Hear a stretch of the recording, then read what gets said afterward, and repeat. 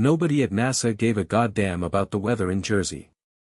This fact, as true and as simple as it was, had not stopped my Aunt Rosie from pacing around the parlor all morning and pressing her face to the front window in search of thunderstorms.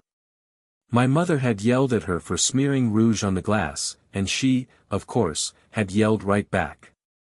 And soon, everybody was yelling.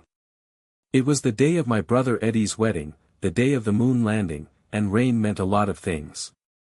It meant a shower of good fortune, pouring out from God himself, amen, onto the newlyweds, but it also meant the destruction of our poor astronauts, one of whom was a good Jersey boy, spacemen, who were already so far outside our atmosphere that nothing happening here could do anything to them.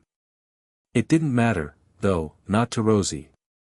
They would be struck by lightning, and they would plummet into the Atlantic, and they would die, and we'd lose the race. But it didn't rain. It was goddamn muggy, though, muggy enough to cause the streamers tied to the back of Eddie and Marie's limousine to half melt and make colors streak down the white, but it didn't rain. I stepped out the reception into the parking lot that evening to light up a cigarette, a loner from the pocket of my too-tight tuxedo.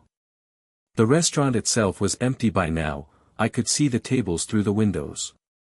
Marie's father had only rented the back room because he was a cheap-ass. But even though the party was starting to fade, cousins and friends rushing home to watch whatever was going to happen, I could still hear the stragglers through the closed door. Striking up a match from the book I'd snagged from the front counter, I watched the smoke furl upward toward the moon. They were up there right now. That was goddamn insane. They were up there, and I was standing here, looking up at them.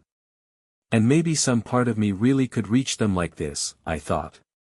Maybe they would see my cigarette smoke, and they would know I was here. So few people really did. You all better hurry. You gotta get there before Marie does, Rosie yammered, rushing out my parents' front door after my uncle, who was waving his arms at her. I know, Ron. I know. Start the goddamn car, would you? Listen, Eddie, if you see her in the dress, it's bad luck. Bad luck. Curse on your house. You'll never have children, and it'll break my heart. Get to the church, get inside, and God help you, don't look out any windows. And so we did. That afternoon, me and Eddie and the 3 other groomsmen, only one of whom was good-looking, squeezed into the back of a Lincoln Continental. They had shoved past me shouting for the radio. And climbing in last, I watched from my place in the rear as the 4 of them leaned over the front like gargoyles. The chauffeur, which I guess is what you call a person in this line of work, was actually wearing one of those little caps you see on television. He already had the B.